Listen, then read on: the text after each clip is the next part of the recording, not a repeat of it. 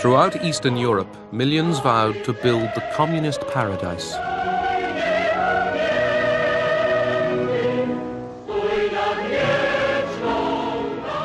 They toiled to carry out orders and plans dictated from Moscow.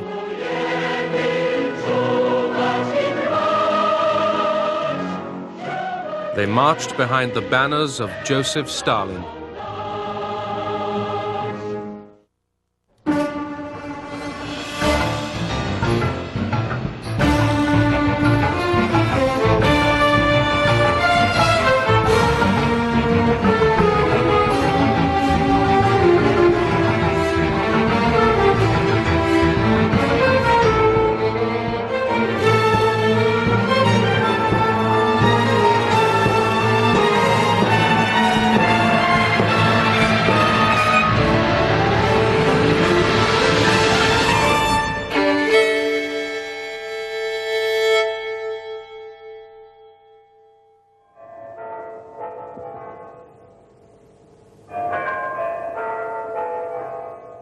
March 1953.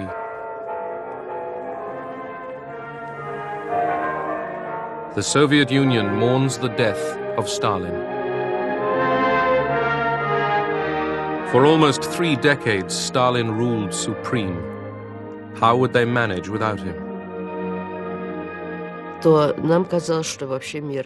It felt as if the whole world was about to collapse. We wondered what was going to happen to us. We thought of Stalin as our father who would always look after us.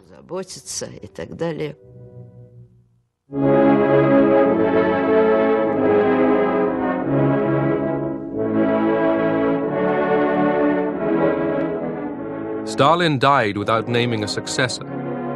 A collective leadership emerged, led by Georgy Malenkov, Lavrenti Beria, Vyacheslav Molotov, and Nikita Khrushchev.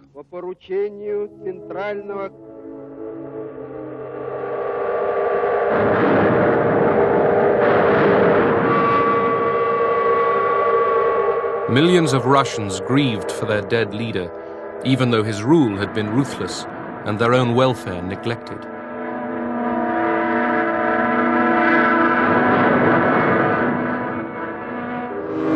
Stalin had transformed the Soviet Union into a superpower, but at his death, relations with America and the West had seldom been worse. For 10 years, the world has been dominated by the malignant power of Stalin. A new era begins, an era in which the guiding spirit is liberty, not enslavement, and when human relations will be those of fraternity, not one-man domination. America, too, had a new leadership. President Eisenhower, Secretary of State Dulles, and Vice President Nixon pledged that they would roll back the frontiers of Soviet power.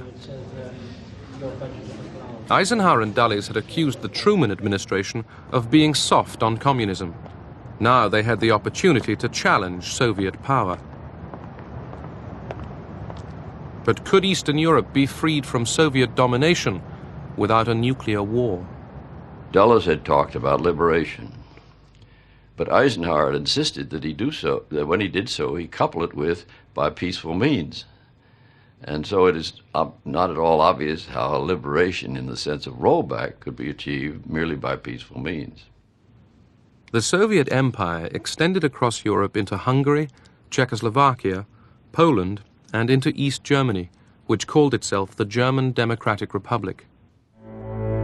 Stalin had chosen Walter Ulbricht as the ruler of East Germany. He headed a regime servile to Moscow. After Stalin's death, Ulbricht pressed on, rebuilding his part of Germany along Stalinist lines. Und unsere Straße veränderte ihr Gesicht. Wo vor Monaten noch Ruinen standen, waren Konstrukteure, Maurer und Zimmerleute an der Arbeit. Heavy industry was built up to meet the demands of the Soviet economy. Workers were ordered to increase their output. Everyday needs were neglected. Die Normalbevölkerung lebte. The average person lived very badly. Die Versorgungslage war teilweise katastrophal. If you're talking about the things everybody needs, like heating, coal, electricity, these things were all rationed. Für Feuerung, Kohlen beispielsweise. Dann tägliche Electricity for domestic use was simply not available. War also nicht genügend Elektrizität vorhanden. The morale of the population dropped to zero. Die Moral der Bevölkerung war, ich würde sagen, unter Nullpunkt. Like Stalin, Ulbricht tolerated no opposition. The secret police, the Stasi, had its informers everywhere. Many churches were closed. Censorship prevailed. But East Germany was unable to stop people deserting to the West. Travel to the British, American and French sectors of Berlin was open to East Germans. Thousands simply packed their bags and left. The flow of East German refugees to sanctuary in the western sector of Berlin reaches record proportions with news of the death of Stalin. Conditions are none too comfortable for these people, but they're happy to be beyond the reach of the Reds.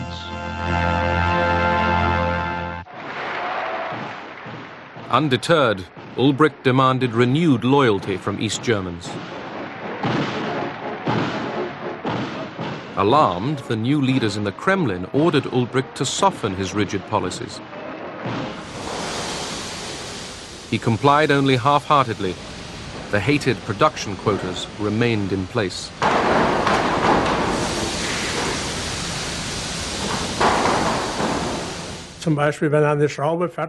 If you were timed with a stopwatch to make a screw, and it took you 4 minutes, you are now expected to do it in 2.5. That was the shocking thing, this raise in work quotas and the pressure to produce. It was all too much for working people. Popular anger exploded. Workers took to the streets of East Berlin. When we passed construction sites, everybody, metal workers, locksmiths, masons, carpenters, all joined us. When we arrived at the city hospital, there were several thousand people with us. Banners appeared at the construction sites saying, "Down with the work quota increases."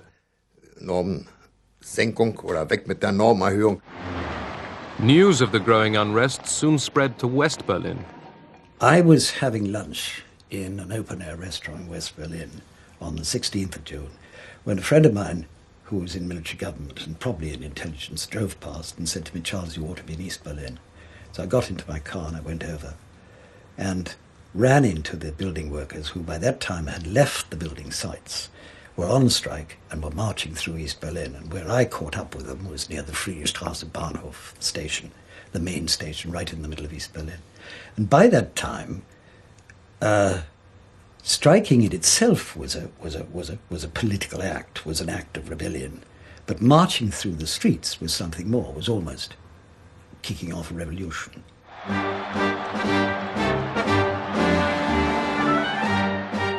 Strikes and mass demonstrations erupted in East Berlin and throughout East Germany.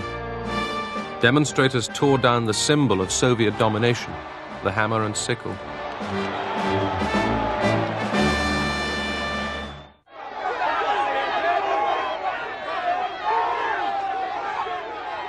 Government authority in East Berlin collapsed.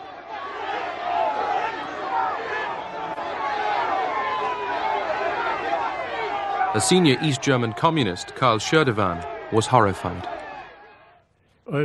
Ulbricht, Grötewohl, Herrnstadt and a few others were all inside the Soviet headquarters at Karlshorst. They just sat there and talked among themselves, but nobody made any decisions. Nobody called for a meeting of the Central Committee. I thought the party was leaderless. The demonstrators vented their anger on all visible reminders of communist rule.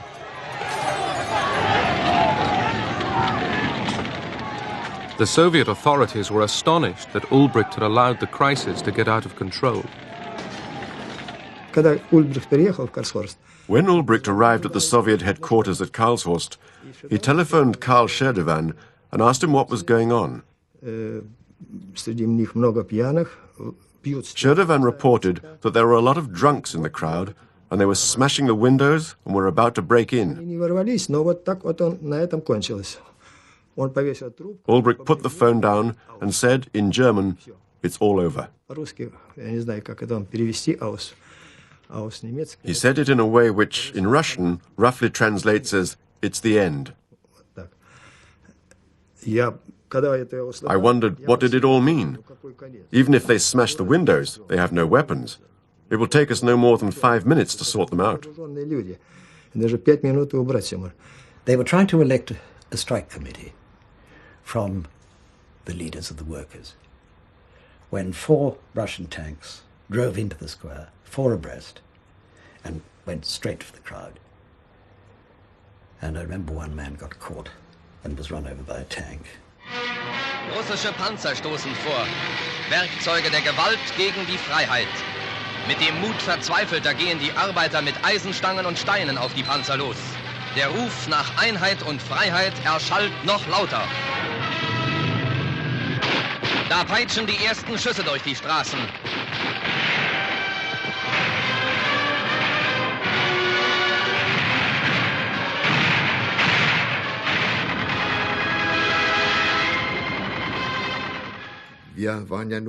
We couldn't do anything against the tanks with our bare hands and stones. As soon as the firing started, people began to drop down, wounded or dead. The shooting broke up the demonstration. For us, the dream of freedom was over. Soviet troops quelled the revolt throughout East Germany. At least 40 people were killed and thousands were arrested.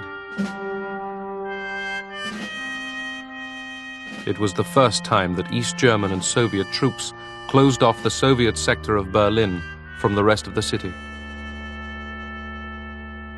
The British, the Americans and the French were all for a quiet life.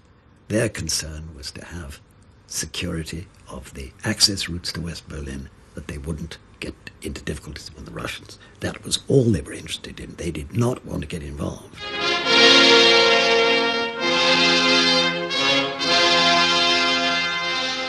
With the situation stabilized, East Germany's rulers set off for Moscow.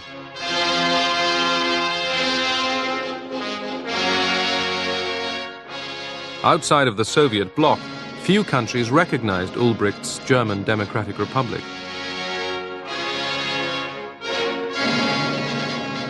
In the Kremlin, the ubiquitous Molotov signed another agreement with the Germans. Stalin's old cronies, Malenkov, Voroshilov,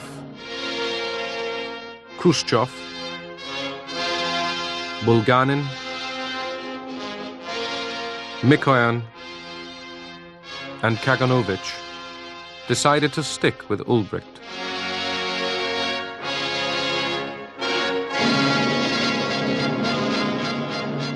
Carefully orchestrated for the cameras, the Politburo bid farewell and good fortune to their East German comrades.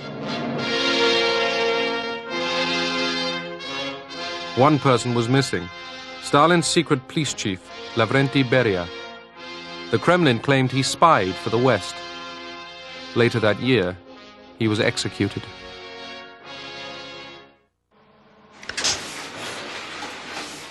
In September 1953, Konrad Adenauer was re-elected as West Germany's Chancellor. Adenauer wanted his half of Germany to become a partner in NATO, the West's military alliance. We wanted a strong NATO as a defensive barrier against the Soviet Union. We also wanted to prevent any expansion of the Soviet Union into Western Europe. We could only achieve these aims if we had a West German army.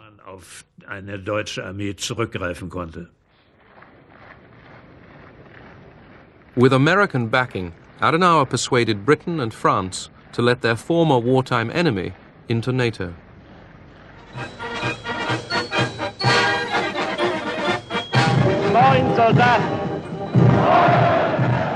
In 1955, West Germany was allowed to form an army.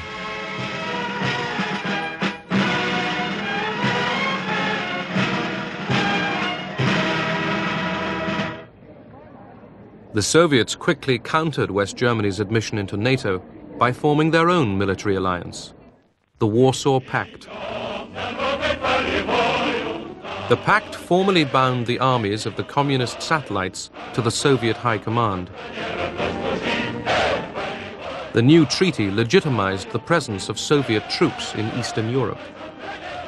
Both East and West claimed their alliances were defensive. Both prepared for war. But the Soviets wanted to reduce tension in Europe. Molotov, the Kremlin's hardline foreign minister, was ordered to negotiate an Austrian peace treaty and the withdrawal of Soviet troops.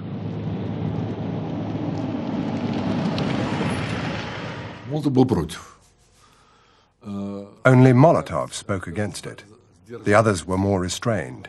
He said, "Why should we withdraw? We're very comfortable there." That was his position. But most of the Soviet leaders disagreed with him and thought we had to make a goodwill gesture and start talks in Europe. In Vienna, Molotov joined John Foster Dulles and the British and French foreign ministers in signing a peace treaty. Österreich ist frei.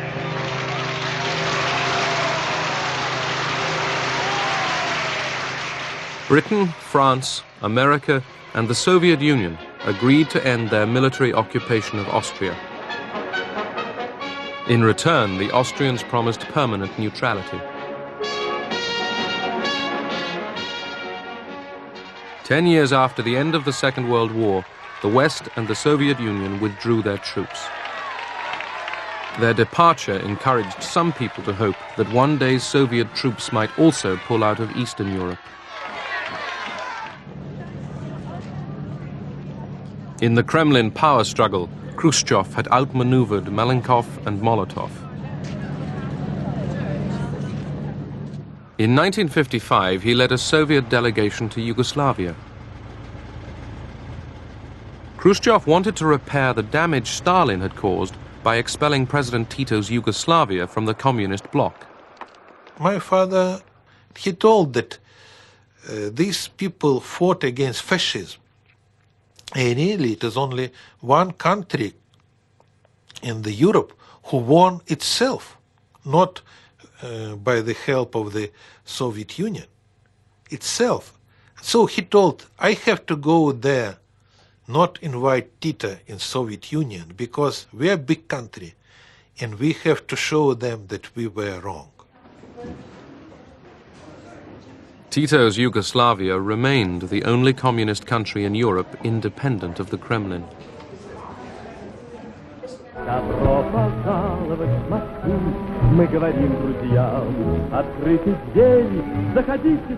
Inside the Soviet Union, Khrushchev wanted to overcome the legacy of Stalinist terror and hardship. He put more resources into the production of consumer goods and housing.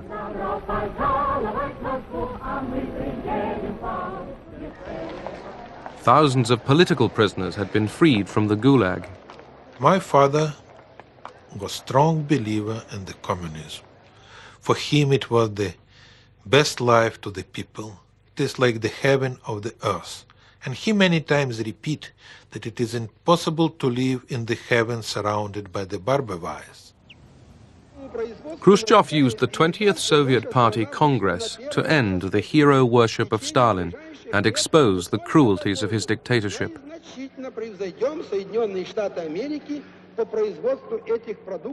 During a secret session, Khrushchev made a speech that astounded everyone present. When he made his speech, people in the hall started to groan.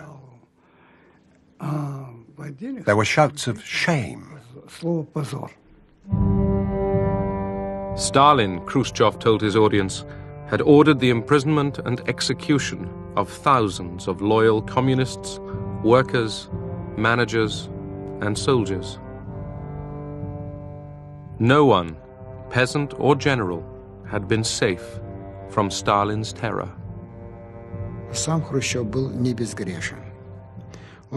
Khrushchev himself wasn't without guilt. He had played an active part in Stalin's repressions in Ukraine and in other parts of the country.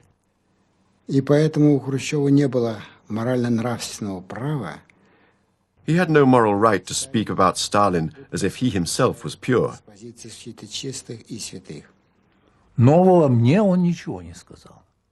He did not say anything new for me, or for the majority of my friends.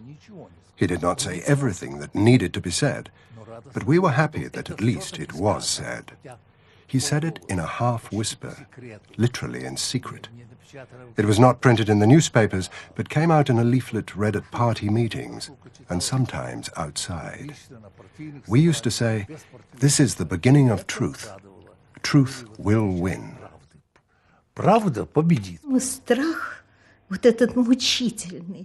This fear, this tormenting fear after Stalin's death began to fade away.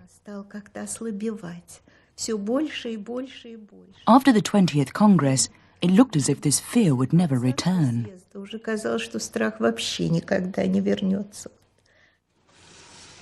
Khrushchev's secret speech was perfect propaganda for the American-financed Radio Free Europe.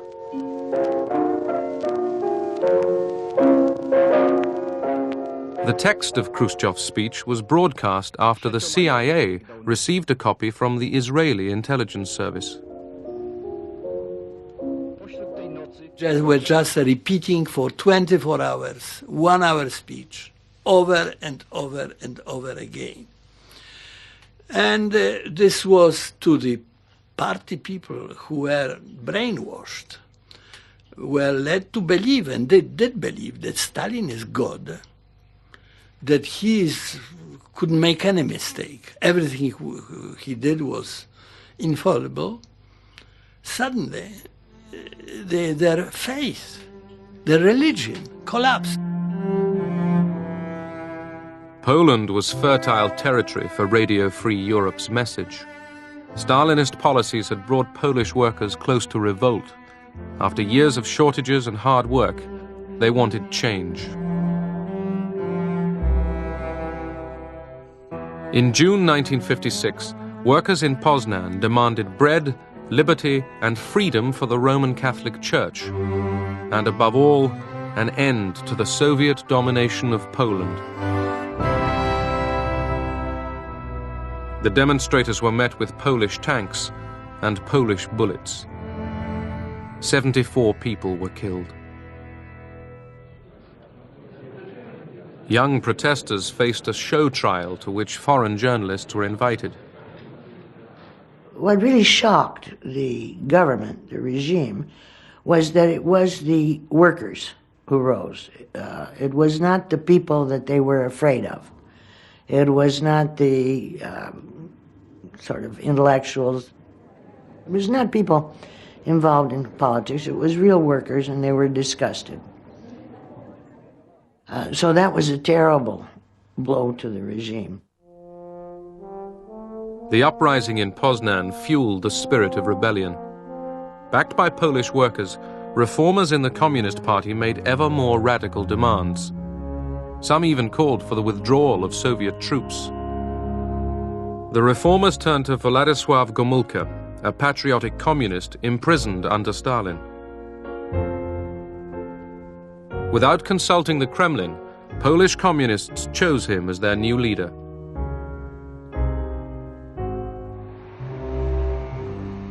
Fearful of an anti-Russian revolt, Moscow ordered Soviet troops to advance on Warsaw, and Khrushchev flew to Poland to teach Gomulka who was boss. We were both horrified and amused because he behaved in a very strange way. He was running around and shaking his fist. He accused us of wanting to break away and said they wouldn't allow it. He was behaving very badly. While Gomulka and Khrushchev argued, Soviet troops positioned themselves, ready to strike. America looked on. You're about to see the Secretary of State, John Foster Dulles, face the nation with questions from veteran correspondents representing the nation's press. On the 17th of June 1953, Mr. Secretary, the people of East Germany rose against the communist regime, and the Russians were able to come in and suppress the uprising by means of armed force. We, at that time, sat back and allowed this to happen. Would we sit back again in a similar fashion if this kind of uprising were to take place in Poland? Well, I do not think that we would send our own armed forces into Poland or into East Germany under those circumstances. I doubt if that would be a profitable or desirable thing to do. It would be the last thing in the world that these people who are trying to win their independence would want. That would precipitate a full-scale world war, and probably the result of that would be all these people would be wiped out. Because he had the backing of the Polish army and the Polish people, Gomulka won his argument with Khrushchev. Gomulka promised that Poland would remain a loyal member of the Warsaw Pact. In return, he secured greater freedom of action in Polish domestic affairs. As Soviet troops were ordered back to barracks, Gomulka addressed the people.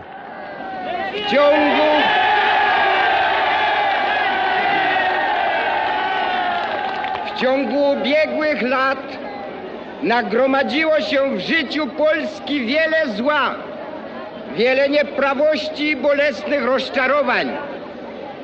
Idee socjalizmu, przeniknięte duchem wolności człowieka i poszanowania praw obywatela, w praktyce ulegały głębokim wypaczeniom. Słowa nie znajdowały pokrycia w rzeczywistości. Gomulka's promise of a freer, more Polish nation calmed the demonstrators.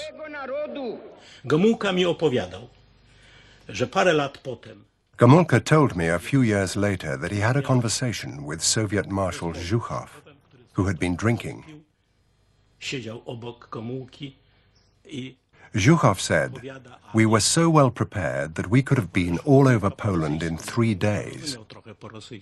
We had very detailed plans." Myśmy byli tak przygotowani, że w ciągu 3 dni byśmy wszystko u was opanowali.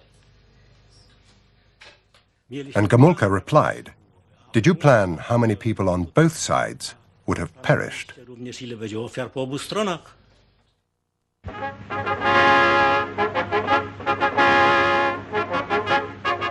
Marx, Engels, Lenin, Stalin zászlaja alatt előre a béke a népek szabadságának szent ügyéért. After Stalin's death, Hungary had remained under the ruthless dictatorship of Mátyás Rákosi. It was a saying at that time, it was like a joke. There's only 3 kinds of people in Hungary: who was in jail, who is in jail, and who will be in jail for political reasons. Like Stalin, Rákosi killed and imprisoned his rivals, but people were expected to cheer and conform.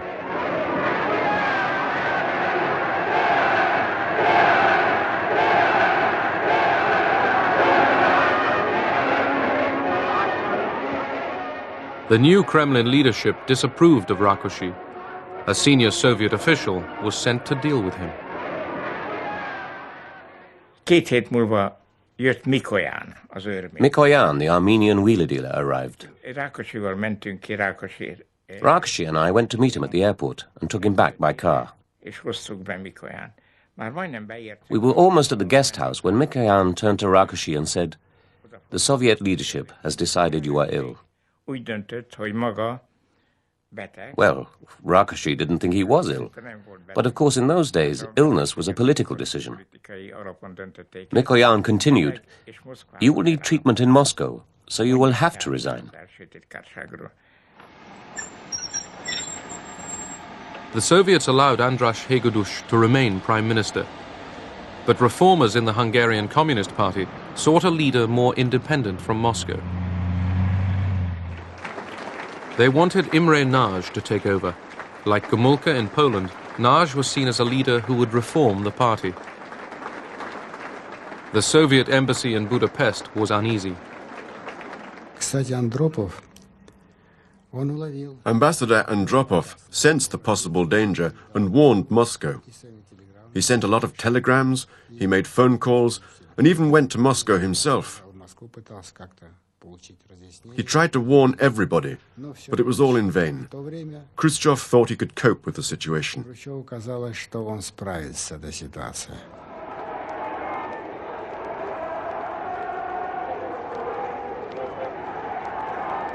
Inspired by Gomulka's success in Poland, thousands poured into the streets of Budapest. Students and workers demanded free speech, the disbanding of the secret police, and the withdrawal of Soviet troops. They paraded Hungarian flags with the communist emblem torn out. I was stopped halfway across Margit Bridge by women students. One of them asked me for my army cap. She pinned the Hungarian national colours to it and thrust a leaflet into my hand. It contained 14 demands. I could agree with 13 of these demands, but I couldn't agree with the 14th, which called for the withdrawal of Soviet troops from Hungary. This was a demand which we couldn't possibly achieve. The demonstrators carried portraits of Imre Nagy. Communist reformers urged him to take charge.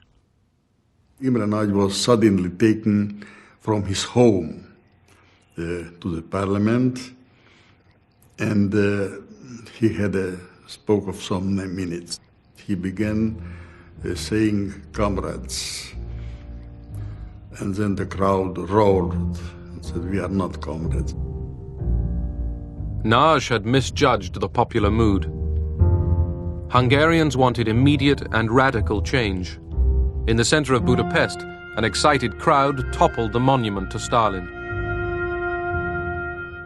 Nagy stayed silent when Hungary's tottering communist leadership called on the Kremlin to crush the growing unrest. I got a telephone call from my divisional commander in Segled. He told me, "You've got to go to Budapest. It's urgent." I asked, "What are my orders?" I was told that orders would be given when I arrived in the city.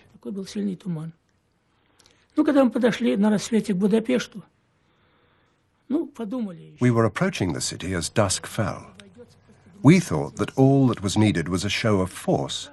Then I heard a machine gun open fire and the screams of a man who was wounded or dying. Then I realized that things were going to get serious.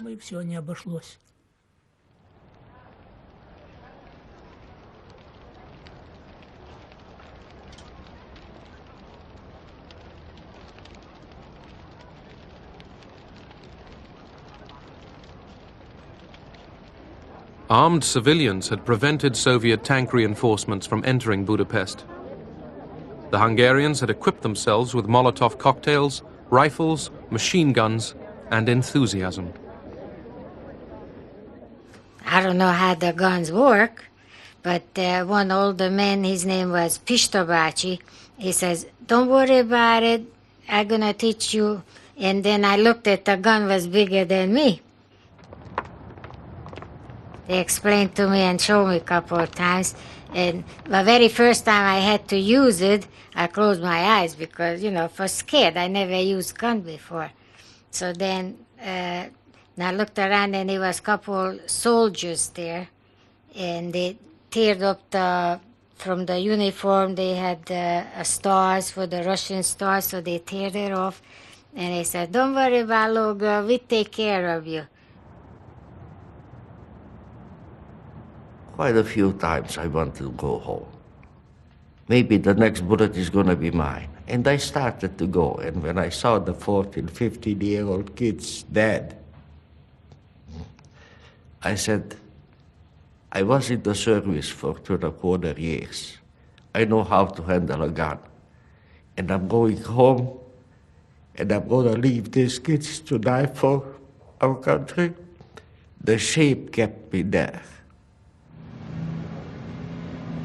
During 4 days of fighting, the Budapest revolutionaries stood their ground.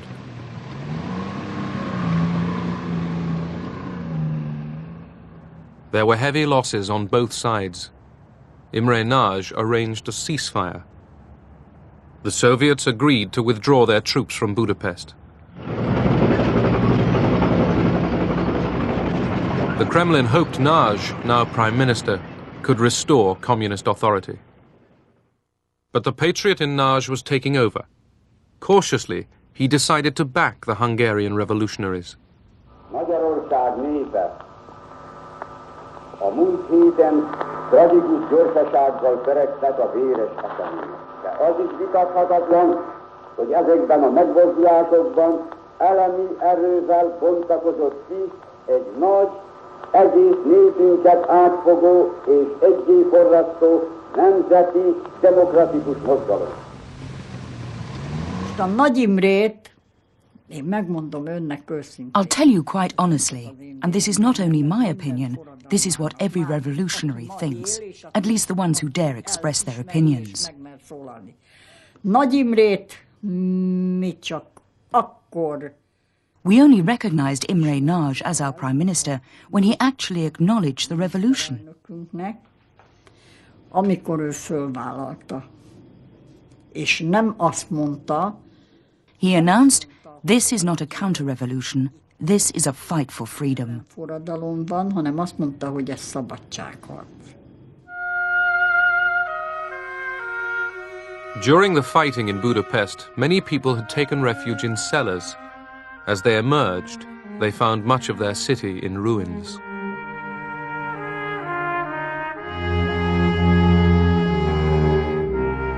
The Hungarians thought they had won their revolution.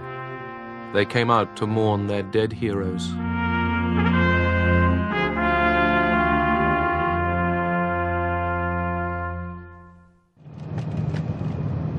Western correspondents flocked to Hungary to report on a victory. What do you hope will happen now? We hope that our country will be entirely free and we can work and we can have free connections with West. People were enormously optimistic that life had changed. Everywhere in the country, the Hungarian tricolour was flying with the middle torn out, the communist emblem torn out. It seemed to be a completely liberated country. Many Hungarians looked to America and the West to guarantee their revolution. Behind me is the Blue Danube in Budapest. The scene is calm enough here, but the rest of this city is in a bloody turmoil. For more than a week, the Hungarian rebels have been attacking the signs of Soviet tyranny. It's become a platitude to say of a people that they've earned their freedom. But it's the only thing that can really be said of the Hungarians today. Whether they will be free is still in the issue. But if sheer guts can win freedom, they'll win. The West's attention was diverted by another crisis far from Europe.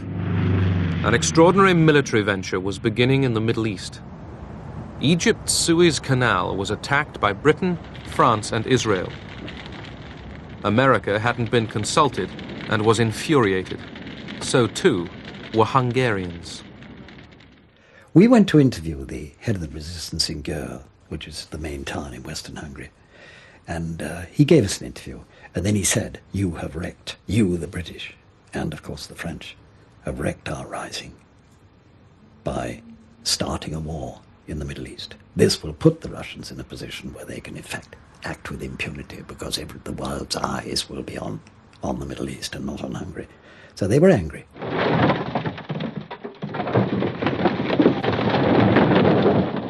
With the Soviet army no longer in the city, the revolutionaries in Budapest took revenge.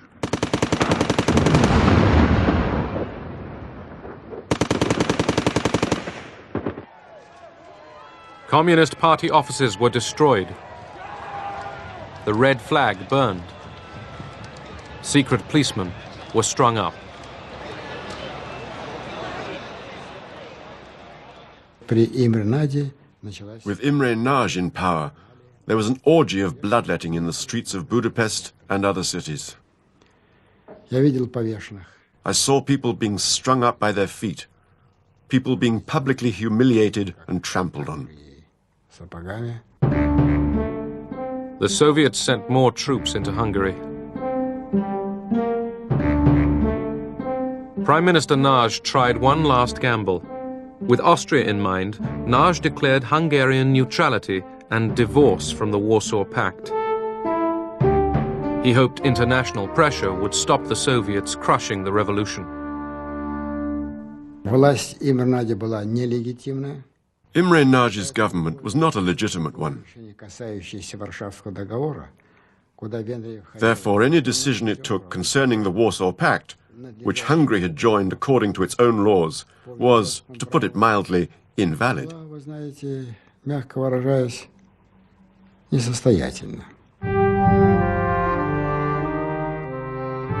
Other communist states, especially China, were urging Khrushchev to use force. It was a very complicated decision to my father. As he told, for 3 or 4 days, he talked with the Chinese, with other representatives, and one time they decided not to use force, then they told, no, we have to use force, yes, no, yes, no. At last it was decision, yes, to use it. We were told to get ready to re-enter Budapest because the terror had started. We were not a force of occupation. Instead, we were going in as saviors to protect the people from banditry and terrorism. We knew that the Americans might also enter the city from the west. We asked our divisional commander, could this mean war? He said, yes. This could be the beginning of World War III.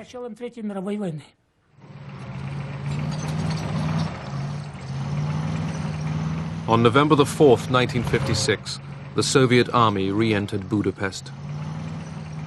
I called up Imre Nagy and I then told that, Mr. Prime Minister, all the signs we observed, the massive troop employment, the unrestricted shooting, now the attack against the final perimeter of Budapest, all of this suggests to me that we are in war with the Soviet Union. I recommend that U.S. Prime Minister state for the nation, for the world, that Hungary is in war with the Soviet Union due to the Soviet aggression. He dressed me down practically. No war with the Soviet Union.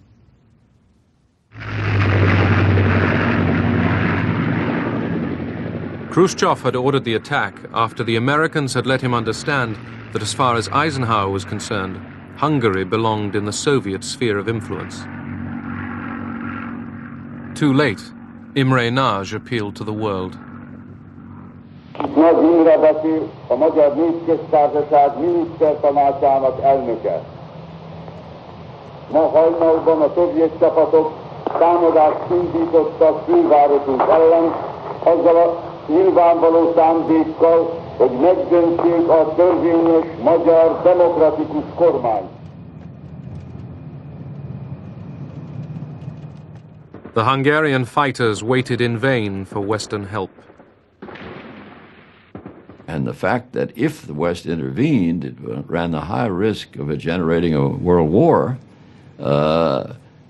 really meant that we didn't want to see physical uprisings. And the policy, at least, was don't create any hopes on the part of the satellite countries that we will intervene. Radio Free Europe, when they were saying, hang on to 3 weeks, 3 more weeks, we come in, we help you. So we fight for the last bullet, the last drop of blood we was holding on to. And what happened was, they was lying to us. Nobody came. The Hungarian Revolution was crushed. Thousands were killed in the fighting. Imre Nagy was executed.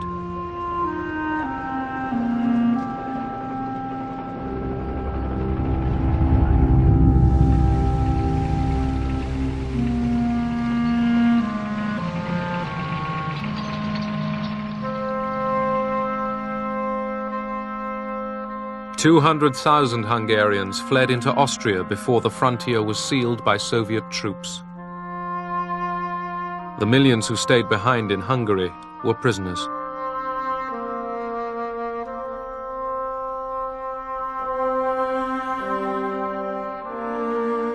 Khrushchev had reinforced the Iron Curtain.